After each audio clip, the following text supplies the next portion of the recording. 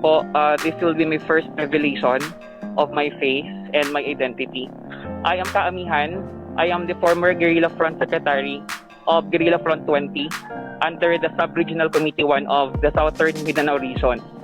So sa kanayunan po, kilala po akong Amihan, Che. Che din po yung isa kong koda. And this will be my first time to take off my mask in public. So, ako po si Joy James Salino. Na-recruit po ako bilang member ng League of Filipino Students sa UP, sa Iloilo City Campus, way back in 2007. Ang issue that time, Mr. Chair, was 2007 was the first year of implementation of the tuition fee increase in UP and the revitalized socialized tuition fee and assistance program or the STFAP. So dahil po sa issue na yon, syempre sa part ko din na galing sa mahirap na pamilya, sumuporta dun sa panawagan ng LFS at saka ng ibang progressive organizations na tutulan yung pagtaas ng matrikula sa University of the Philippines. After 3 months po of being a member of LFS, naimbitahan ako sa isang sikretong pagpupulong. It was held sa likod ng auditorium ng UP Visayas sa Iloilo City. And yun na pala yung orientation at saka recruitment sa akin para maging member ng Kabataang Makabayan. I still remember the person who recruited me. It is the very person who personally attacked Mr. Jeffrey Salis. The person who recruited me sa Kabataang Makabayan is Lian Porquia, the son of the late Jory Porquia, a leader din ng mass movement sa isla ng Panay. So when I was recruited po sa KM, a year after, I've been active as the city spokesperson of the League of Filipino Students, chairperson din po ng LFS sa UP Iloilo City. Tumakbo rin bilang officer ng Student Council sa College of Management sa UP Visayas CM sa City Campus. And naging kabahagi ng National Union of Students of the Philippines kung saan yung pinanggalingang organization ni Congressman Sara Ilago. After a year, Mr. Chair, naprograma akong pumasok sa isang guerrilla front ng NPA sa Southern Front na kumikilo sa mga bayan ng Igbaras, Miagao, San Joaquin, somewhere in the southern mountain range of Panay Island. I stayed there for 3 months. And then paglabas ko, yun na yung naging program sa akin. I was invited to become a candidate member of the Communist Party of the Philippines. I was given an orientation. I was also given yung tinatawag kanina ni Mr. Jeffrey Salis na basic party course. Included some Marxist, Leninist, and Maoist inputs on the revolution of Europe, Russia, and China, etc.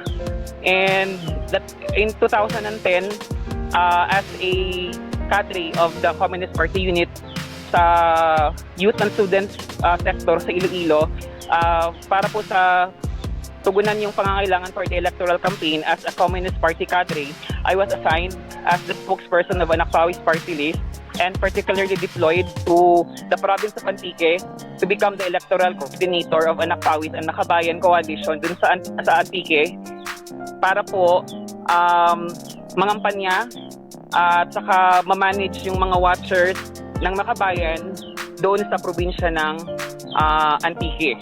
And then after the election, I was deployed to the regional party group.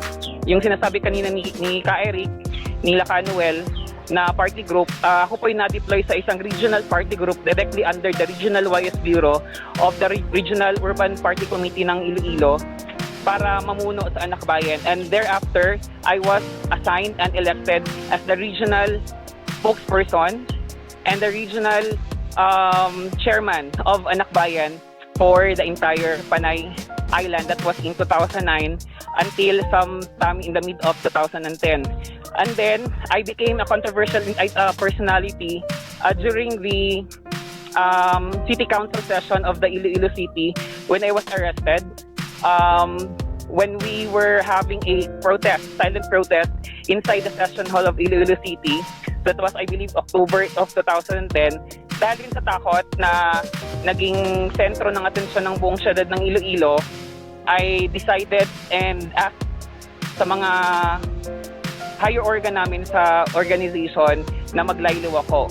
So instead of at magmaylaylo at umuwi muna sa amin sa Zamboanga or kung saan po yung probinsya namin, instead of layloing, I was offered to be redeployed kasi nangangailangan yung buong rehiyon ng Zamboanga ng isang kadre para pamunuan yung recovery ng WMRPC, the Western Mindanao Regional Party Committee, partikular sa siyudad ng Zamboanga at sa ilang bahagi ng Zamboanga Sibugay.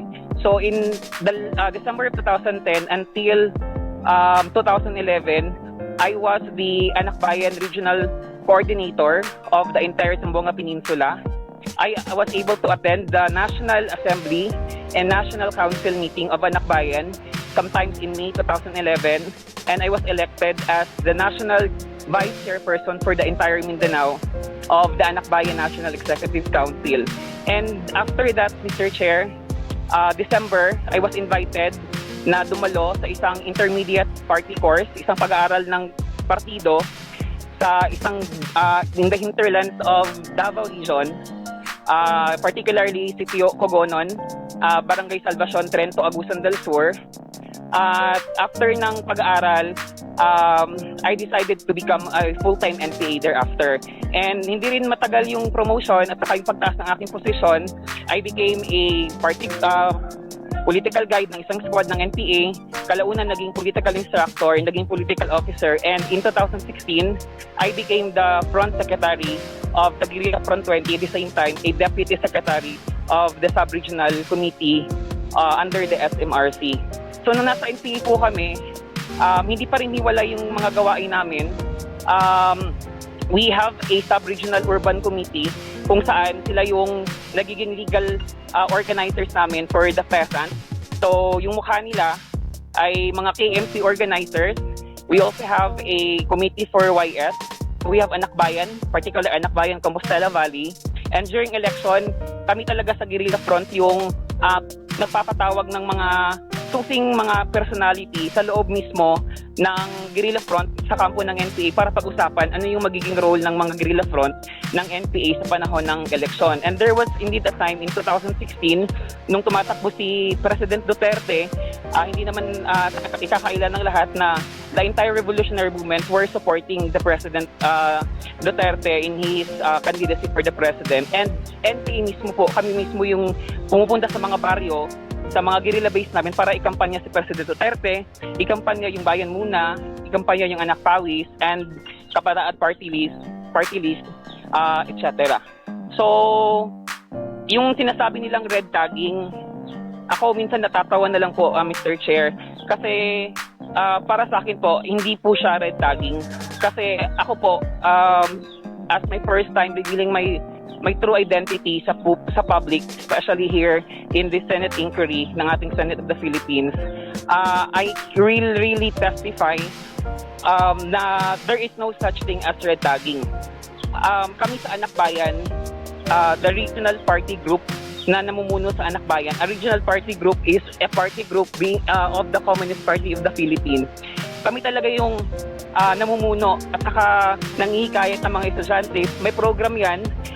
First, immersion sa mga peasant communities, immersion sa mga urban poor and worker communities, until the time na makakapag-decide yung mga members namin na sumampa sa New People's Army. Gaya ko, na na-program din at saka dumating sa point na nag-decide ako before na sumampa sa New People's Army. And these party list groups na tumatakbo sa under the Makabayan Coalition ay mga party list groups talaga na we are leading. Even the regional party committees ng SMRC and all other regional party committees all over the Philippines, down to its NPA units, have very crucial role in campaigning, in implementing solid votes, solid command votes. Command votes, ibig sabihin, all members of the underground mass organizations, members of PKM, members of Makibaka, members of Kapataang Makabayan na nasa loob ng guerrilla base, it's mandatory for them to vote for these party list organizations na tumatakbo sa Congress, Mr. Chair.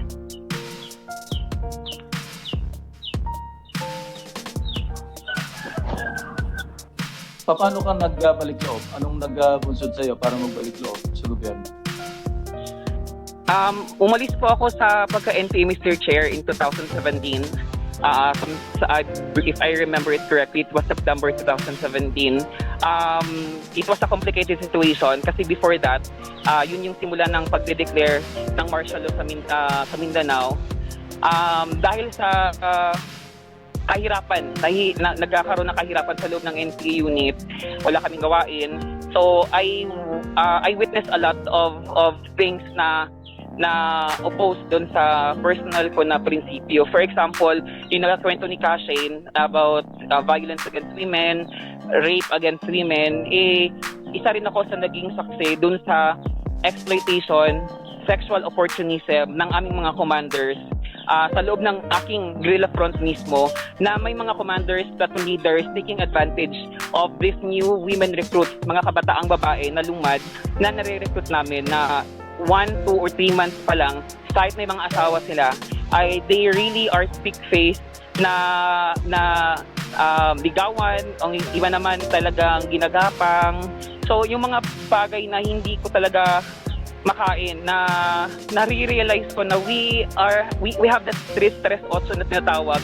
Isa dyan, stress 8, Mr. Chair, yun yung policy of discipline ng NPA na nagsasabi isa doon, wag pagsamantalahan yung kababaihan, but ang nangyayari talaga sa loob ng kilusan, yung policy na yan is just a paper policy. What really is happening inside the movement, these commanders, these platoon leaders, these NPA cadres are sexual, most of them are sexual opportunists. They take advantage of this new recruits ng mga babae na kahit may mga asawa sila, ay pinagsasamantalahan yung mga kababaihan. There were, I believe that was in May 2017 to June, na imbes na pag-usapan sa loob ng committee namin ay paano harapin ng NPA unit namin yung martial law ng pamahalaan, ay yung parating na pag-uusapan namin sa araw-araw na meeting namin ay mga violation, mga paglabag dun sa palisiyan ng NPA na pagsasamantala sa kababaihan. And it is being tolerated na imbes na bigyan ng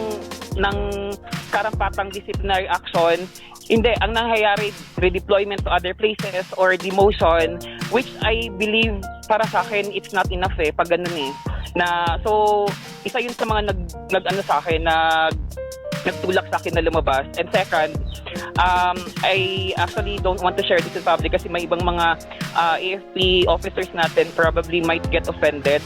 Kasi I was included, I was able to join an NPA ambush sometime in 2016. I believe that was July, against forces of the 25th Infantry Battalion sa bukirin ng Kilometer 56, Barangay Rizal, Moncayo, Davao de Oro, na may isang tropa talaga na sundalo na patay na.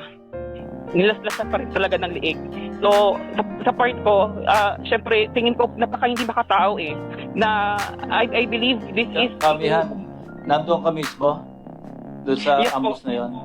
Yes po, I was there. I was a political officer of that unit who ambushed those 25th IB troops operating. And we decided as cadre na we should withdraw. However, may isang platoon leader, I believe he was a platoon leader or political instructor sa isang platoon namin, na imbis mag-withdraw na kami, talagang nilaslasan pa yun ng leeg yung patay ng tropa. So napaka-inhumane. I understand some issues of the Communist Party and the NPA are legitimate. For example, landlessness, poverty, these are legitimate issues. But having this dead human being killed twice, hindi ganito yung gusto kong hindi to yung gusto kong advocacy, hindi to yung prinsipyo ko.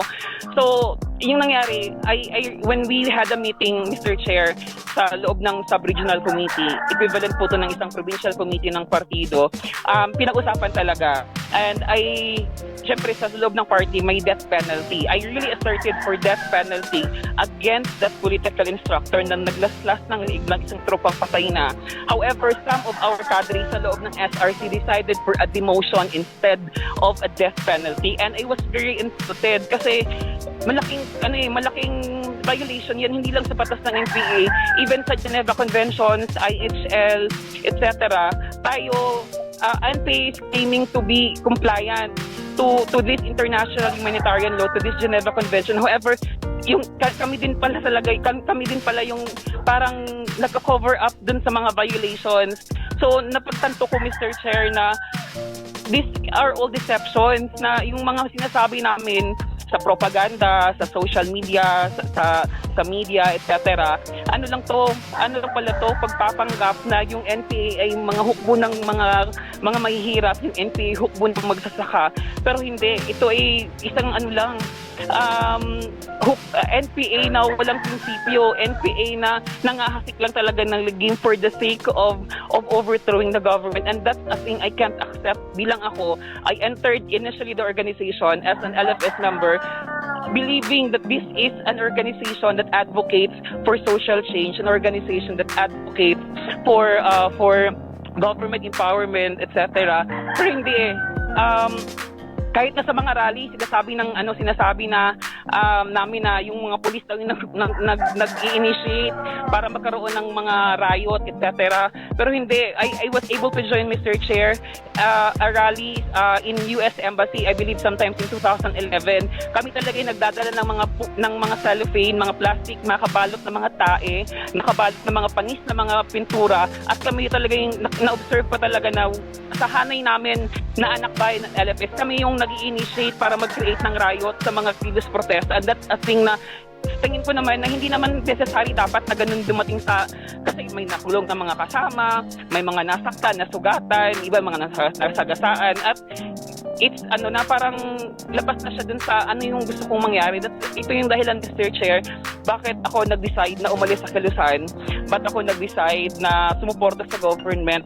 Kasi I realized, Mr. Chair, na hindi naman dapat dahas yung paraan para makamit ng mga mamamayan, ng mga mahihirap, kung ano yung mga advocacies, ano yung mga demands ng mamamayan, kundi the government is always there to listen. I was able to observe that when after I left the organization.